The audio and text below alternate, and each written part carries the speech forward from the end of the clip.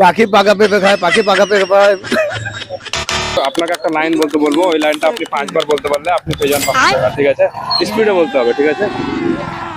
বলেন, পাখি পাকা পেঁপে খায়। পাখি পাকা পেঁপে খায়, পাখি পাকা পেঁপে খায়, পাখি পাকা পেঁপে খায়, পাখি পাকা পেঁপে খায়।